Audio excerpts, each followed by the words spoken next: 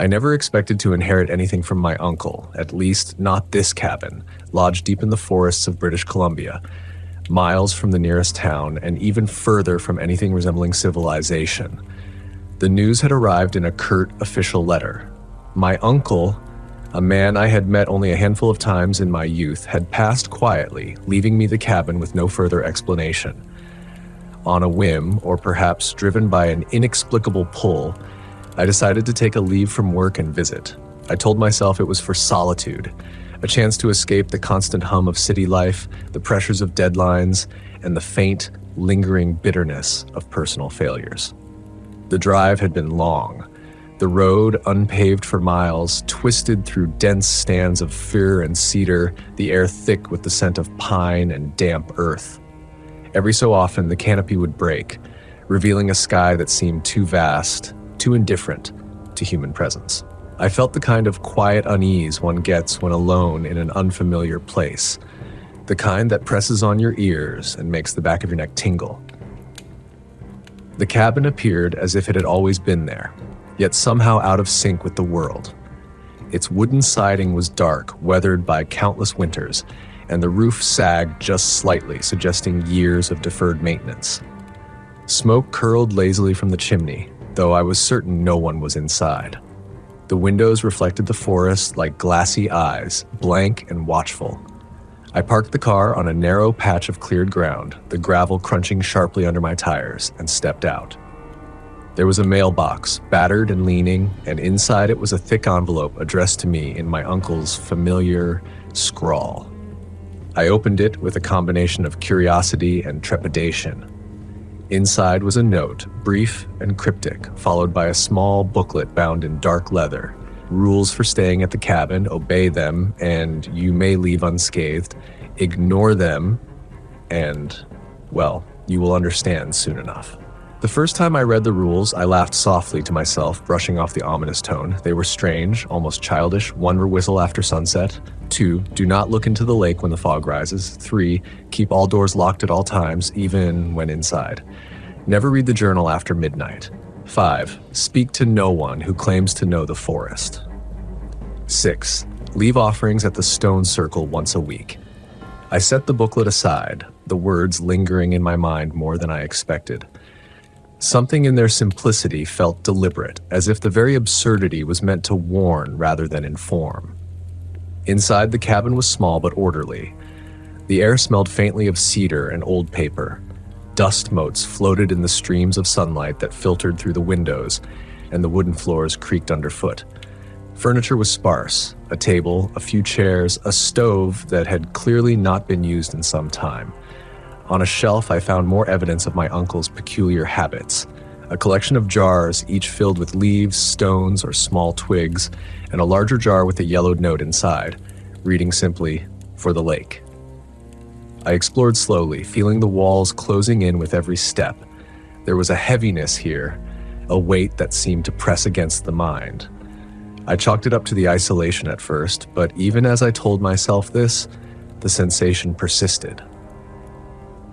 It was the kind of quiet pressure that didn't make noise but was felt in the spine, in the subtle tension of muscles that should have been relaxed.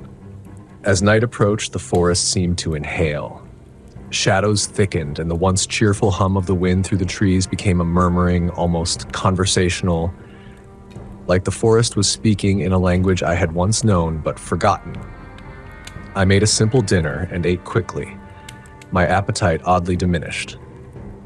I wanted to light a fire in the stove, but hesitated, uncertain why, until I reminded myself that the rules did not forbid it. By the time the sun dipped below the horizon, a fog had begun to rise from the lake behind the cabin. It slithered through the trees like a living thing, translucent yet somehow heavy. I remembered the rule: do not look into the lake when the fog rises.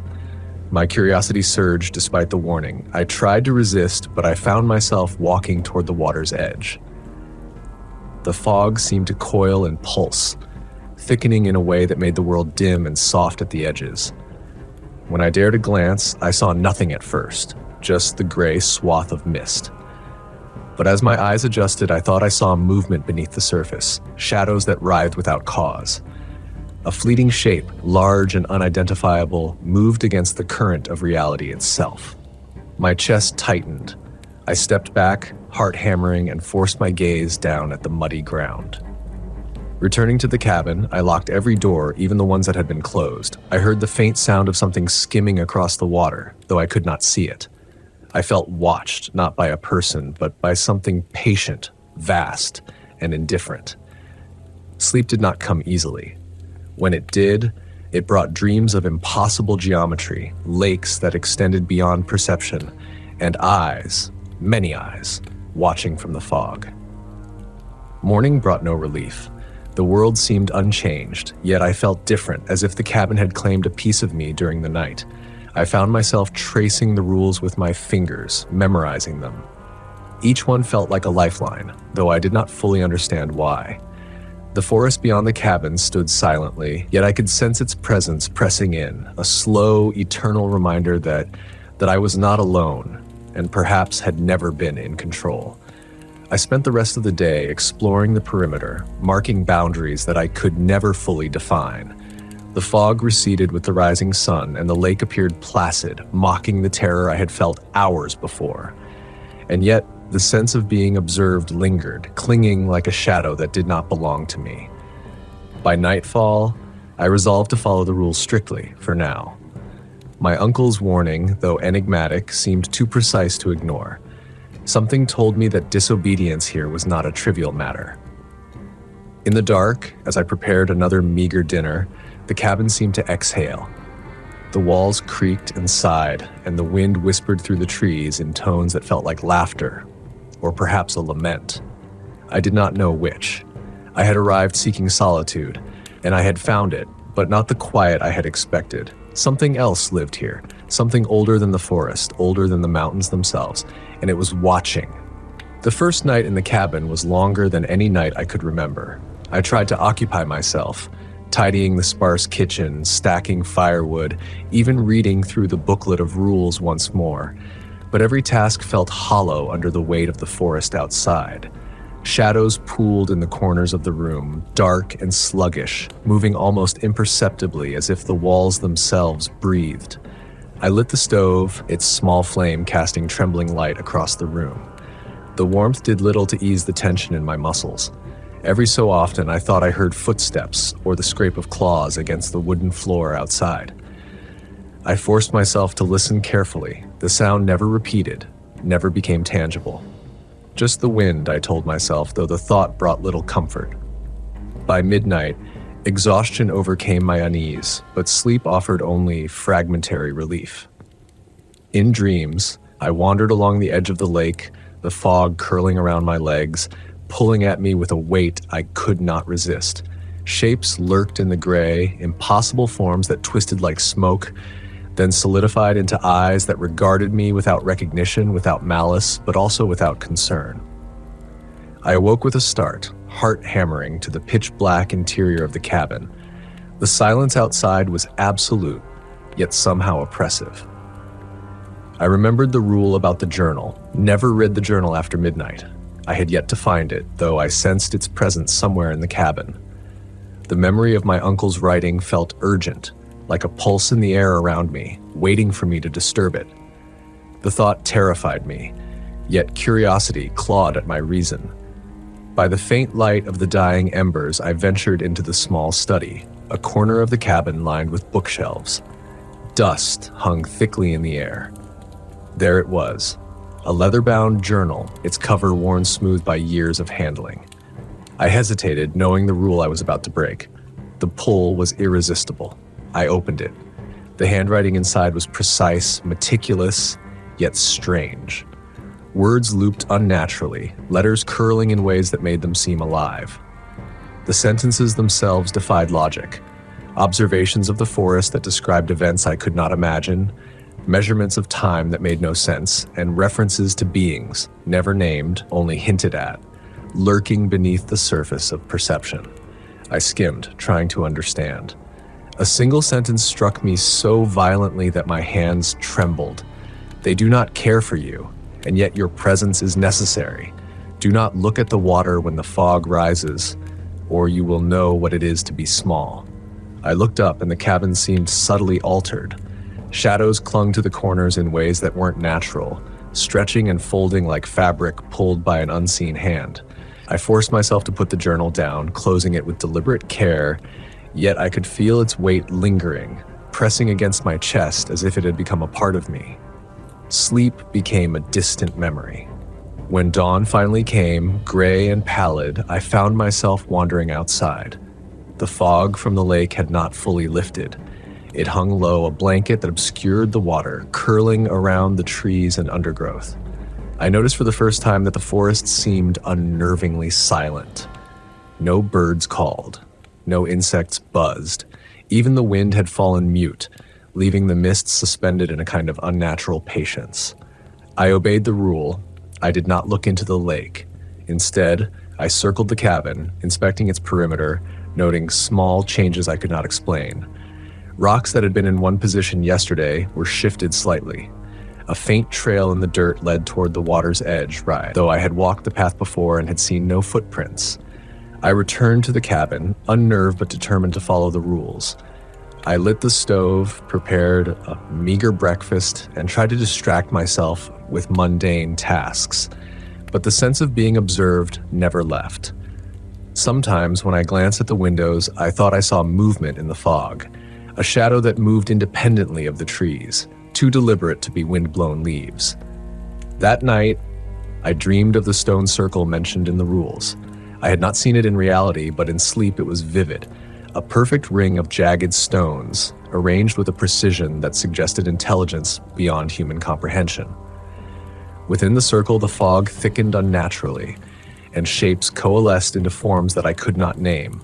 They did not approach me, did not flee, but merely existed, eternal, patient, observing. I awoke with a lingering impression that the dreams were not mine, that some other consciousness had brushed against my mind in the dark hours.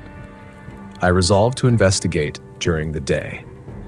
Wearing boots and a thick coat against the lingering chill, I ventured deeper into the forest behind the cabin. Trees pressed close, their trunks gnarled and twisted, roots rising like vertebrae from the earth. A low hum seemed to vibrate through the soil itself, or perhaps it came from my own ears. By this point, I could not be sure. Hours passed. I found nothing remarkable, yet the forest itself felt alive in a way I could not reconcile with reason. The stone circle eventually came into view, half hidden by moss and fog. The stones were blackened, slick with moisture, and etched with symbols I did not recognize. I followed the rule dutifully, leaving a small offering of nuts and dried herbs at the center. My hands shook as I placed them down. The moment I did, a faint ripple of air passed through the clearing, and I felt a brush against my consciousness, like a distant thought not my own. I stepped back, heart pounding, and retreated to the cabin. That evening, I double-checked the doors, locked each one, and sat with the journal on the table. I had not opened it after midnight, and yet its presence seemed to loom over me. Outside, the fog began to rise again, curling toward the cabin as if seeking entrance. I stayed by the window, eyes fixed on the edge of the forest, waiting. The shapes beneath the mist remained hidden, yet the knowledge of their existence was enough. For the first time, I understood my uncle's warning. These rules were not mere superstition. They were barriers, fragile and arbitrary, separating me from something older than memory itself, and I was beginning to sense just how small, how insignificant I truly was. The following morning, I awoke with a sense of trepidation I could not name. The fog had descended overnight, thicker than I had ever seen it, filling every dip and hollow of the forest. The lake was hidden entirely, its surface a smooth gray mirror that seemed almost deliberate in its concealment. Even from a distance, I felt the pull of its presence, a silent weight pressing against the edges of my perception. I tried to keep to my routine: breakfast, a slow survey of the cabin, checking the doors, the windows, the small offerings I had left the day before. But the forest was restless. Shadows flickered unnaturally, and the fog moved as if it had its own consciousness, curling around trees and rocks in slow, deliberate motions. I felt watched, though there was nothing visible, nothing that belonged to this world. The sensation gnawed at my mind, a low, persistent hum that threatened to unmoor my thoughts. By mid-morning, curiosity overcame caution. I stepped closer to the lake, careful not to look directly into it. My uncle's rules echoed in my mind. Do not look into the lake when the fog rises. The fog was thick now, swirling, almost tactile, and yet I felt a pull, a magnetic tug toward the water's edge. My boots sank slightly into the damp soil, each step bringing a soft, sucking sound that seemed amplified in the stillness. Then I saw it, a ripple across the fog itself, like a disturbance in a fluid I could not name. Shapes formed and dissolved in the gray mass, too subtle to describe accurately, but enough to make my stomach tighten. I felt the need to turn away, to obey the rule, yet my eyes betrayed me, drawn involuntarily toward the impossible motion. I glimpsed a figure, or something that resembled a figure, emerge from the fog. It was neither human nor animal, its form shifting and unstable, like smoke caught in a current of unseen wind. For a moment I thought it was a trick of the mind, a reflection of my own fear. But the air felt wrong around it, dense and heavy, vibrating faintly as if acknowledging my presence. I stumbled backward, heart hammering, and nearly fell into the underbrush. The forest seemed to close in, trees stretching and bending, branches twisting as if alive, forming shapes I could not categorize. I returned to the cabin, gasping, my hands shaking. Every rational explanation I could summon felt inadequate, insufficient against the overwhelming sense of something ancient and indifferent observing me. Inside, I locked the doors again, though the sound of the latch snapping offered only hollow comfort.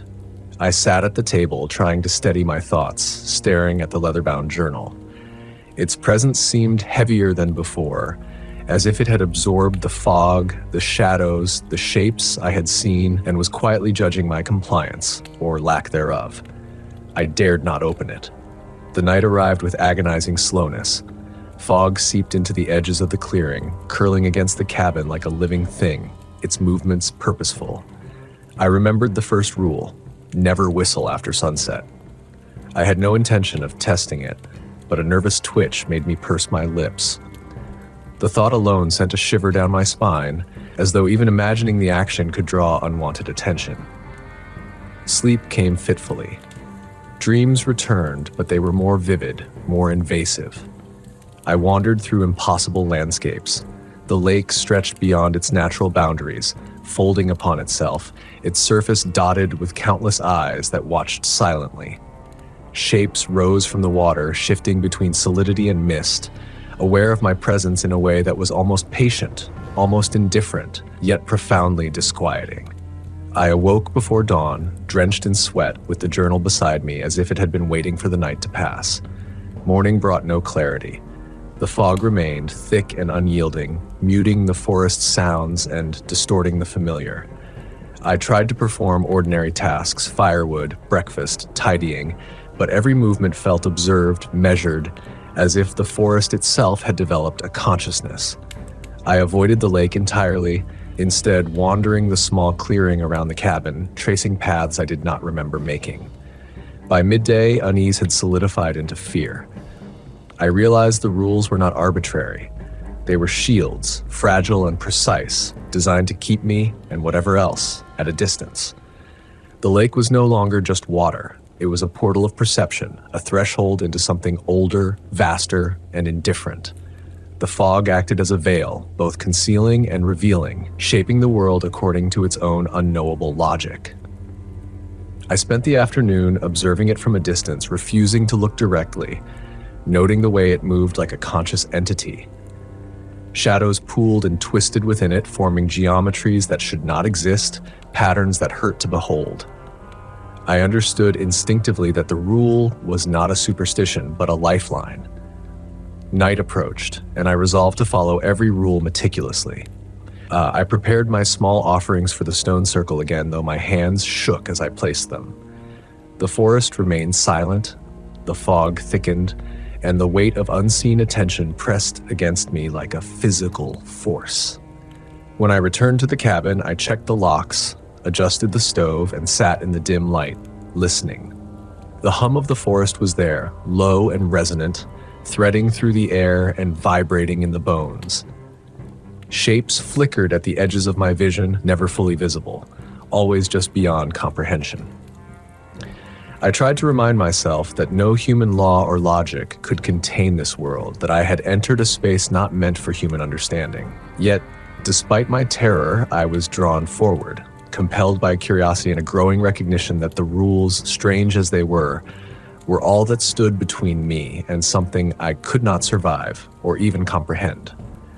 As I drifted into restless sleep, the fog thickened once more, curling around the cabin's corners, whispering in a language that was not meant for me.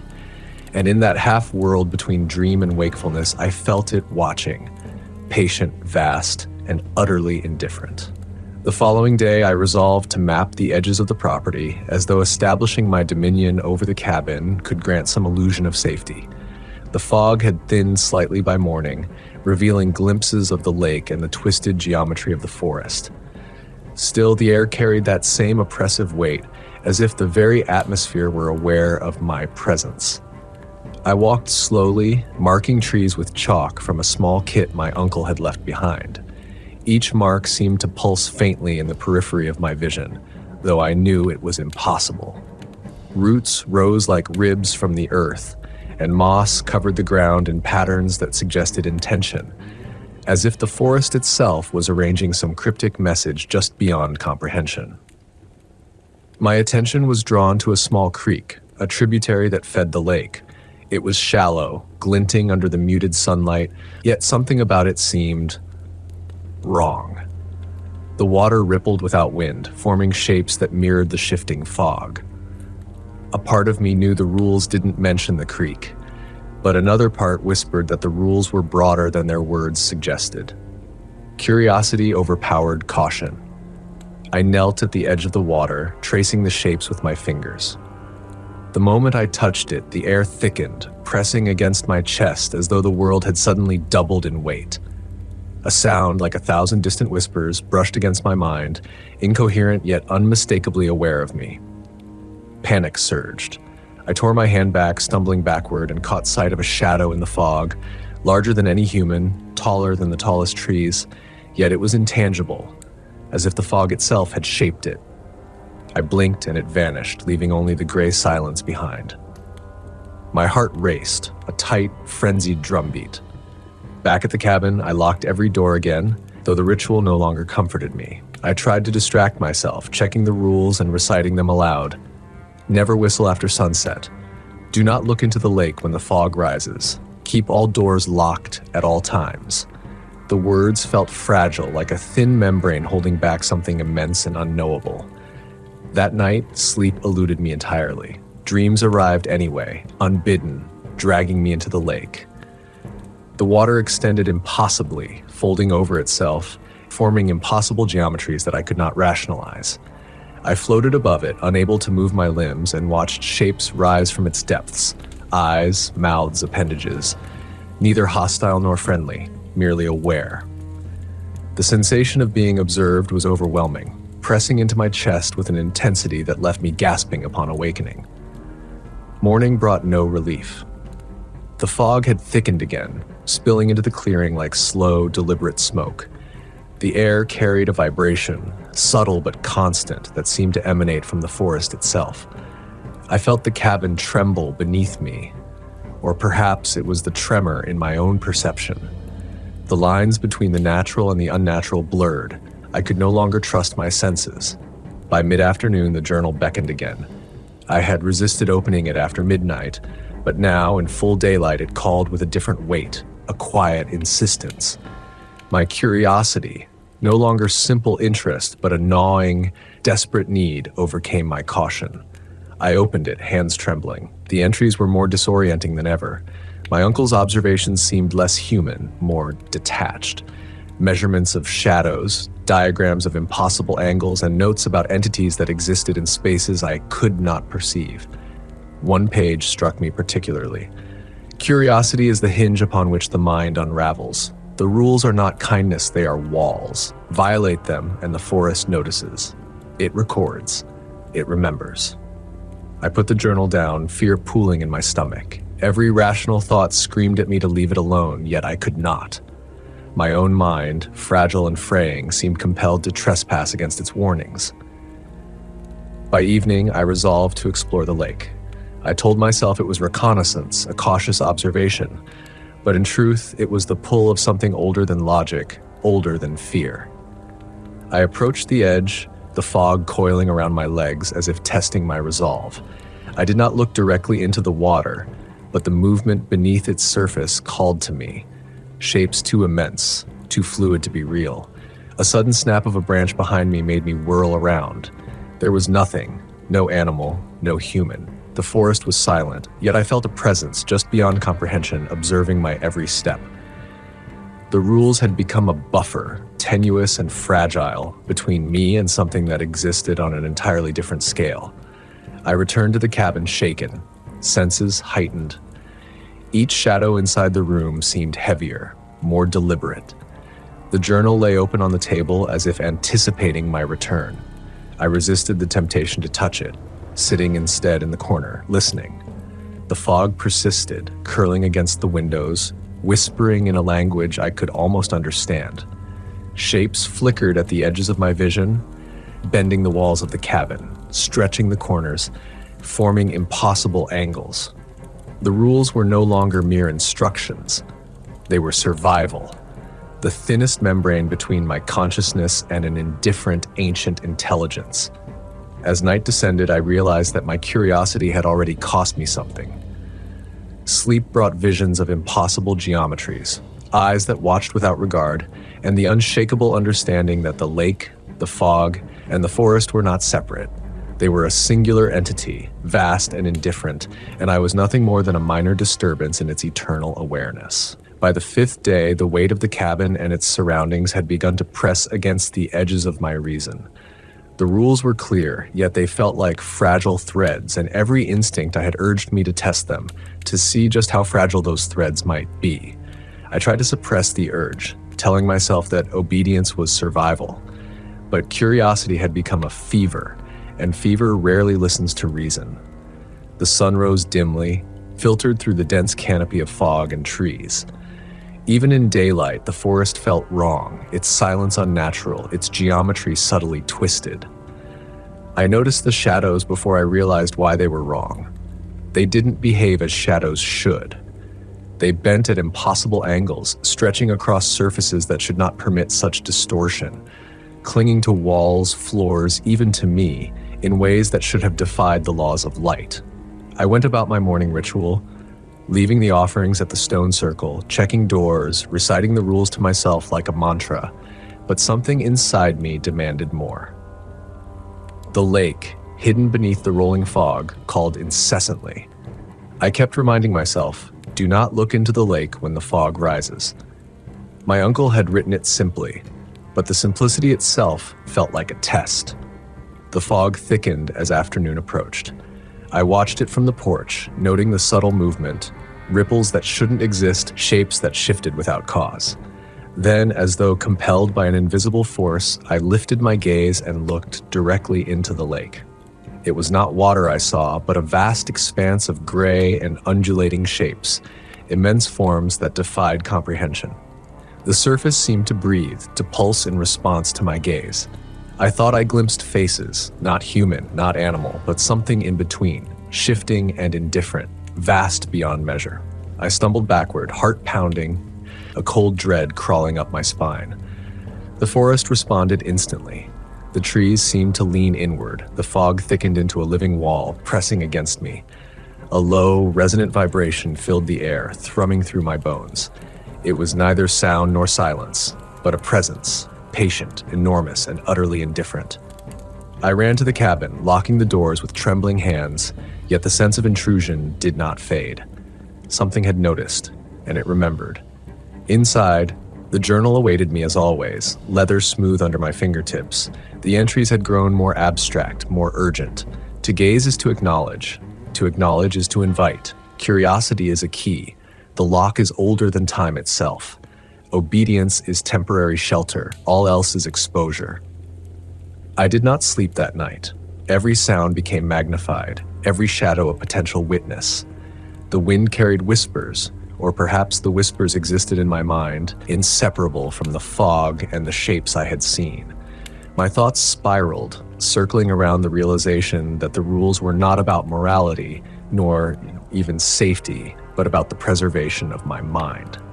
By midnight, the temptation to open the journal was nearly unbearable. I resisted, focusing instead on the faint light from the stove, trying to occupy my mind with mundane tasks.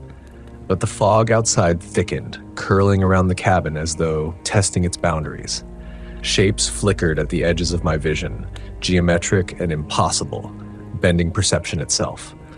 I felt the presence again, not malevolent but patient, immense and indifferent, aware of my violation.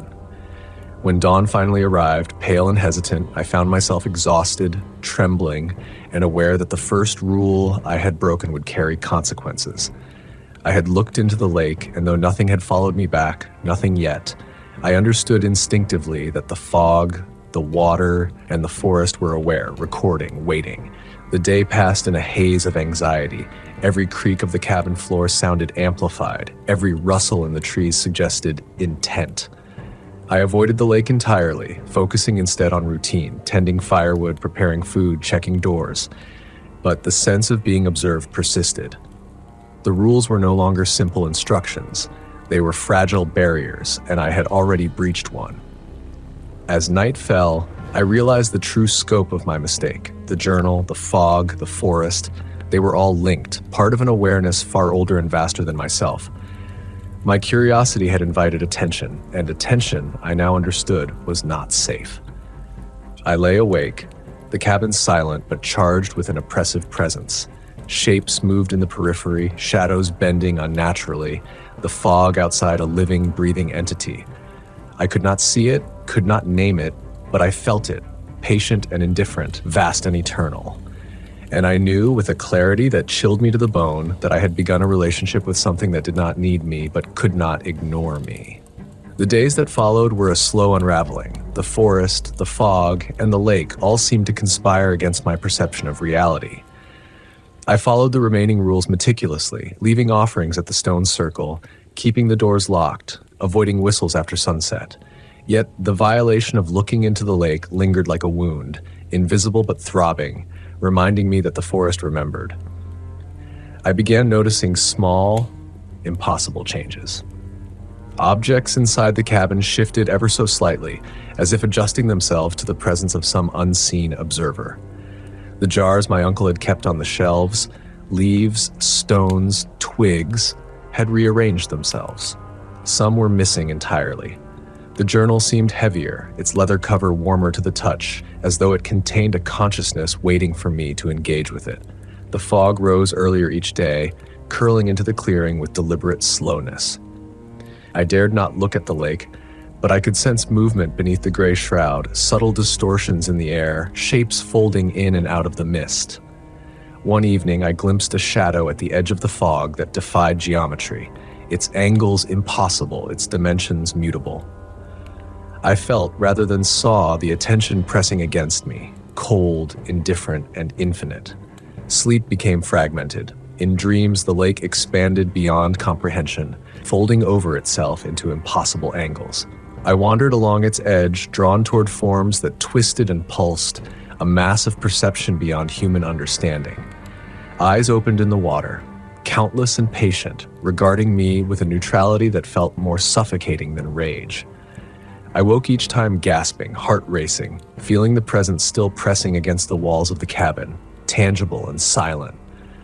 One night, I dared to step outside briefly, desperate for some measure of control. The fog clung to my clothes, wrapped around me like a living thing. The forest was silent, but the weight of observation was palpable. Shapes flickered at the edges of my vision, forming patterns I could not rationalize.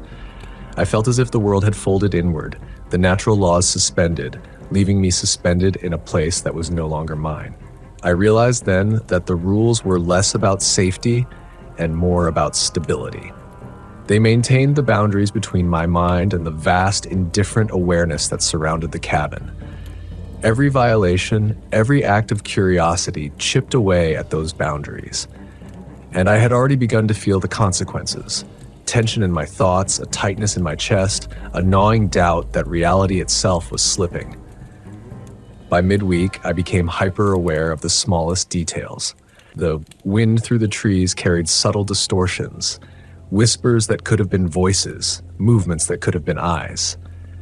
The fog, once a neutral presence, now seemed deliberate, curling around the cabin and pressing at the windows. Even the journal, untouched since my first transgression, seemed to pulse with latent energy, urging me to engage, to break the fragile barrier once more. I tried to occupy myself with mundane tasks, chopping wood, cleaning the cabin, cooking simple meals. But everything felt contaminated by the knowledge that I had trespassed. Every shadow, every ripple of fog, every shift in the trees seemed to respond to me, not with malice, but with an infinite patience that was worse. The world had noticed me, and it would not forget. That night, I lay awake, staring at the ceiling, listening. The subtle hum in the air had intensified, vibrating in my bones. Shapes flickered behind my eyelids when I closed them. Impossible geometries that twisted and shifted with a life of their own. The rules were no longer guidance, they were survival, and my first violation had marked me. By dawn, I understood that the forest, the lake, and the fog were not separate entities. They were a single consciousness, vast, ancient, and indifferent, aware of me in a way I could not endure fully. The boundaries I had once taken for granted, the doors, the rules, the journal itself, were only temporary shields. I had seen beyond them once, and though the shapes had not consumed me, I was changed. I did not know how to fix what I had done. All I could do was obey, meticulously and without exception, and pray that the patience of the forest was as infinite as it seemed. But in my chest, I felt a slow, insidious tightening, a pressure that whispered of limits and of the consequences of curiosity. By the end of the week, my vigilance had become obsession. Each shadow, each ripple in the fog, each subtle distortion in the cabin seemed to carry meaning, though I could not decipher it. The rules remained my only anchors, yet I felt their fragility with every heartbeat. The violation of looking into the lake had left a scar in my perception, an invisible fracture that allowed the forest to seep into my consciousness. It was late afternoon when I first saw him, a man standing at the edge of the clearing. He was thin, almost skeletal, draped in a long coat that seemed soaked in fog. His presence was unnatural. He did not cast a shadow, and the fog around him curled in unnatural spirals. He did not move when I approached, nor did he speak. Yet the very air around him felt alive, thrumming with a quiet intensity that made my chest tighten. I remembered the rule, speak to no one who claims to know the forest. My stomach clenched. He had not approached me, yet. His gaze, or whatever passed for eyes, seemed to pierce through the trees, through the fog, through me. I felt naked, exposed to something I could not name, and instinctively backed toward the cabin, fumbling with the door latch. The man, or whatever he was, remained at the edge of the clearing, motionless, observing. I closed the door and locked it, the sound harsh in the sudden silence. Inside, I tried to tell myself he was a traveler, a local eccentric, perhaps even a trick of the fog and my own mind. But deep down, I knew better. His presence was too deliberate, too precise, too attuned to the strange rhythm of the forest and the lake. Night fell, and I dared not leave the cabin. Every sound outside, the snap of a branch, the distant splash of water, the whisper of fog against the windows, felt like communication. The man's silhouette lingered at the edge of my vision, visible through the thin veil of fog, though I never saw him move closer. My senses became taut, every nerve ending screaming for release. Sleep was brief and fractured. Dreams returned, more vivid than ever, and now included the figure at the edge of the lake. In the fog, he waited. He did not speak, did not gesture, but his awareness pressed against mine. The water beneath him swelled and contracted with a geometry that defied comprehension. Shapes emerged and disappeared, eyes opening and closing without blinking, limbs forming and dissolving in impossible sequences. I awoke gasping, drenched in sweat, the journal open at my bedside as if it had been waiting for me to see it. The next day, I refused to approach the lake or the forest beyond the cabin. I focused on the stone circle, performing the ritual of offerings as prescribed. I whispered the rules aloud, clinging to their structure, hoping the act of obedience would shield me from observation. The fog thinned slightly, but the sense of being watched persisted, pressing against the walls of my mind. That evening, the man appeared again. I did not approach the windows, did not acknowledge him. The fog curled between us like a living wall. I felt a tug in my chest, a pull toward the forest, toward the shapes beneath the mist. It was as if the man were a conduit, a bridge between my reality and the impossible forms lurking beyond perception. The journal beckoned once more. I resisted, though I could feel its latent power, the way it seemed to respond to the presence outside. The rules had kept me alive thus far, but they no longer felt sufficient. Each day, each act of compliance, each whispered rule, was a thread stretched taut over an abyss I could not see, and I feared what would happen if it snapped. Night came, thick and heavy. The fog pressed against the cabin, curling in impossible patterns, carrying shapes that seemed to pulse in rhythm with the beating of my heart. I could sense the figure at the edge of the clearing, patient and immense, neither hostile nor benevolent, observing the fragile human mind that dared to trespass in its domain. I understood then that the rules were not just guidelines. They were negotiations, a tenuous contract with an intelligence older than comprehension. To obey was temporary safety. To violate was to invite attention, to become entangled in a web whose threads I could not see. And the man, part of the forest, part of the lake, part of the fog, was its messenger, its sentinel, its reminder that my presence here was neither benign nor insignificant. I did not sleep again that night. I sat by the stove, listening, watching, my eyes drawn to every shadow, every movement in the fog. Shapes flickered and shifted, impossible geometries bending the cabin walls. The figure remained outside, patient and eternal, and I, a mere human, understood with a cold clarity that I had already trespassed, and the consequences were only beginning. The following day, a restlessness took hold of me that could not be quelled by routine. The fog had thickened again, spilling into the clearing like slow, deliberate smoke. It clung to the edges of the cabin, curling against the windows, pressing at the walls with a presence that was palpable. I avoided looking toward the lake, repeating the rules like a mantra: do not look into the lake when the fog rises. Yet even as I recited them, a part of me longed to defy that boundary, to see what lay beneath the gray veil. By late afternoon, the tension became unbearable. I found myself standing at the edge of the forest, staring at the undulating gray of the water without looking directly into it. The shapes beneath the surface whispered at the edges of perception, impossible geometries forming and dissolving, folding in ways that mocked human comprehension. I felt the pull of curiosity, stronger than fear, a magnetic tug towards something I knew I should not see. The forest was silent. The air vibrated faintly, a hum that resonated through my bones and teeth, unrelenting and precise. It was as if the fog itself had become a sentient entity, aware of my hesitation, aware of my violation waiting to occur. I stepped closer, the cold seep of the ground into my boots grounding me, yet not enough to counter the weight of what lurked in the mist. And then I glimpsed it. A shift in the fog, subtle at first, then unmistakable.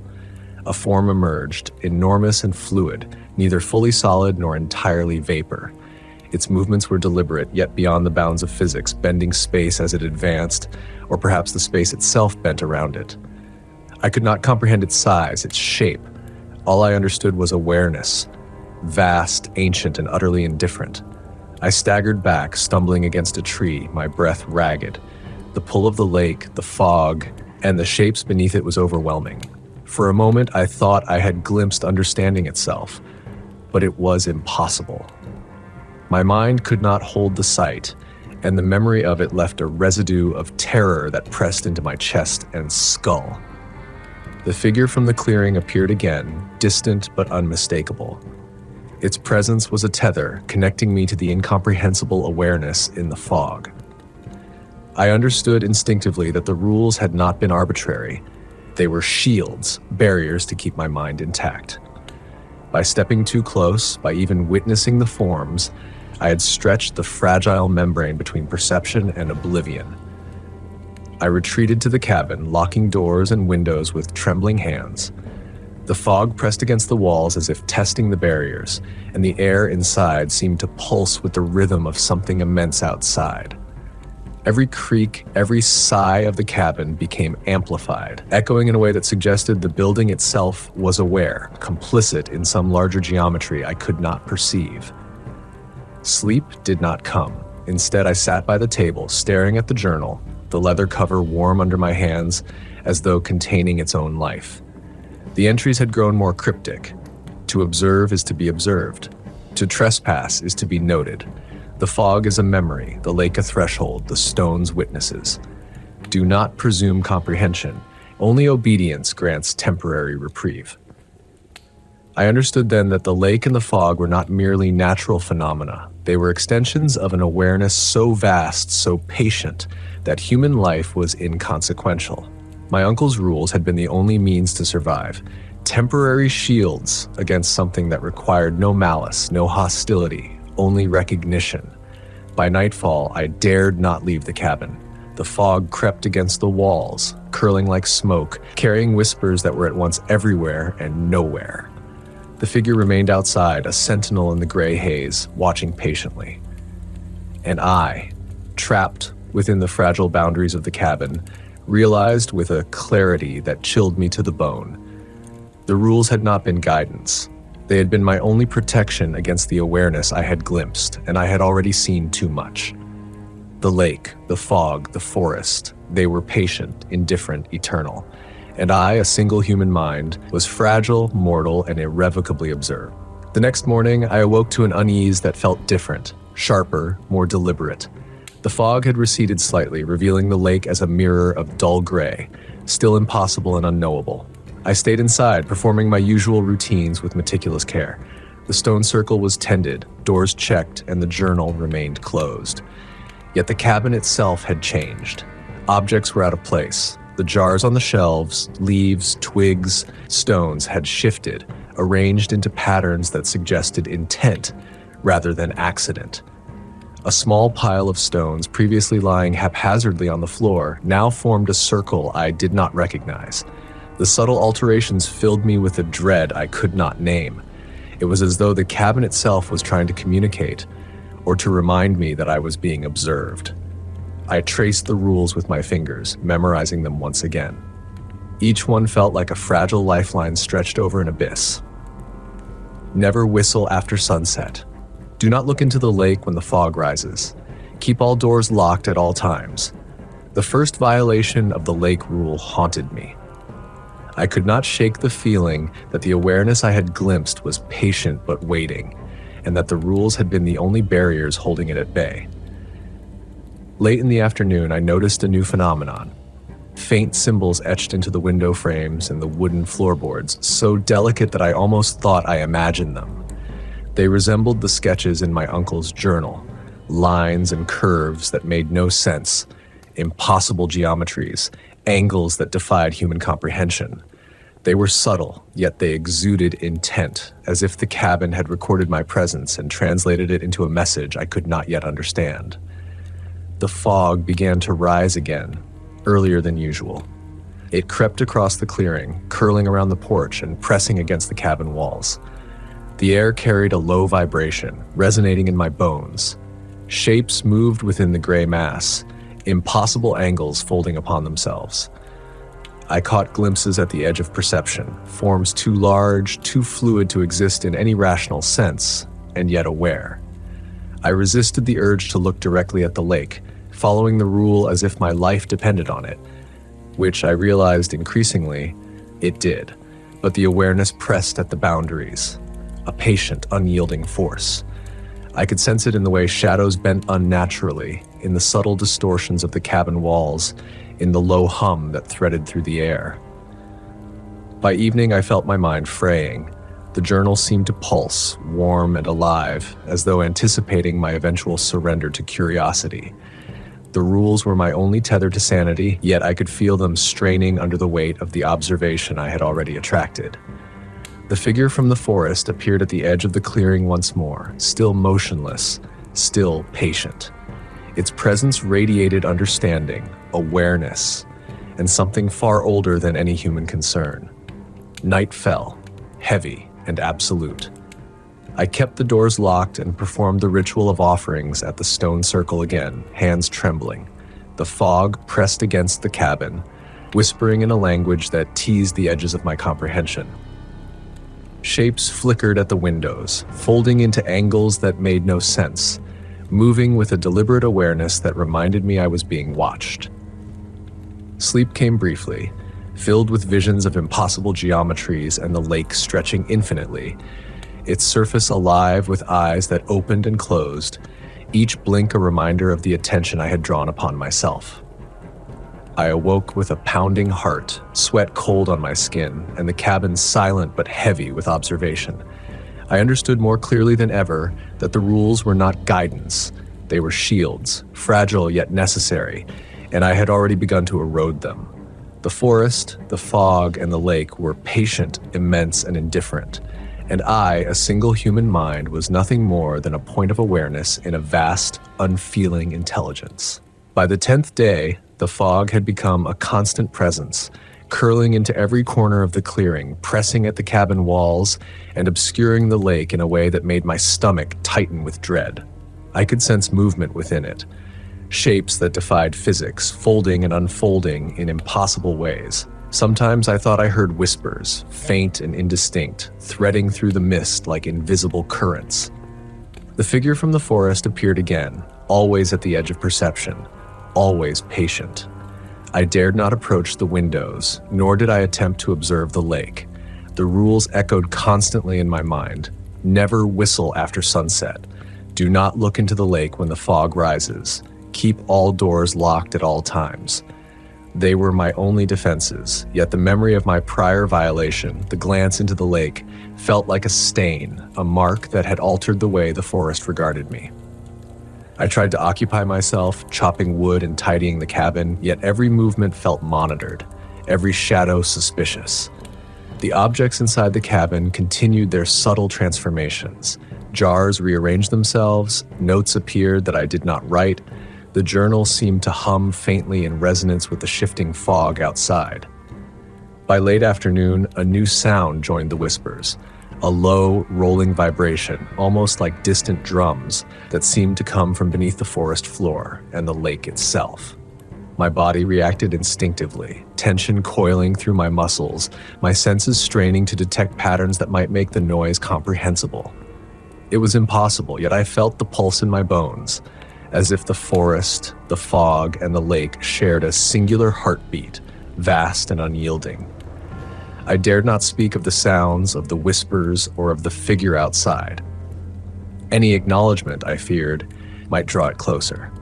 Instead, I recited the rules aloud, slowly and deliberately, as if speaking them could reinforce the fragile membrane that separated my mind from the incomprehensible awareness outside. That night, sleep came fitfully. The dreams were relentless, more vivid than before. I wandered along the lake's edge, the fog curling like fingers around my legs. Eyes opened in the water, countless, patient and indifferent.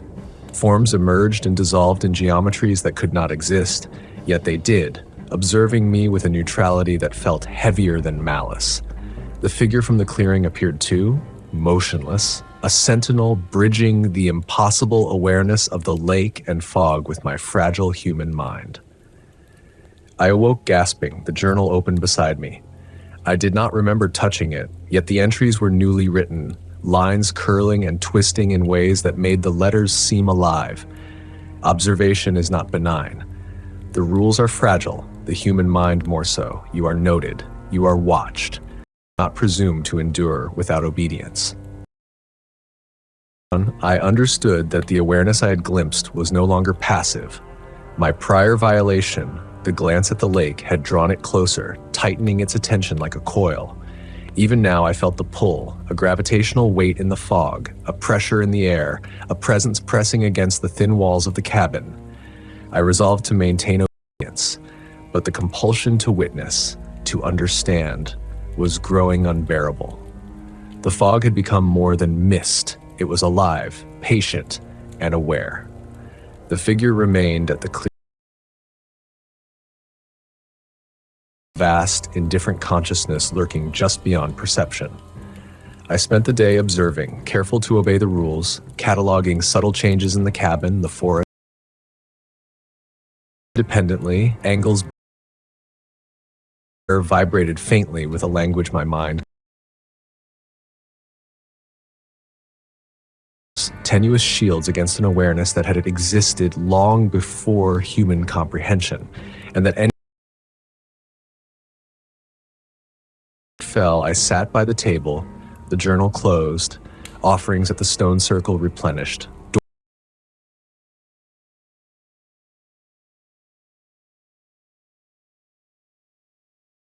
Cold, gnawing fear.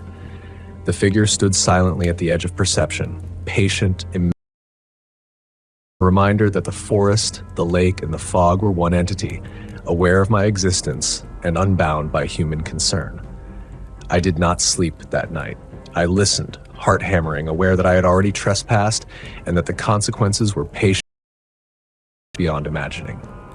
By the 11th day, a sense of dislocation had begun to seep into my thoughts. Time itself seemed to distort inside the cabin. Minutes, and the fog outside moved with a rhythm that bore no relation to my understanding of the natural world. I could no longer trust my senses. Angles bent unnaturally, and the faint whispers in the mist threaded through my mind like invisible fingers. I spent the morning the offering.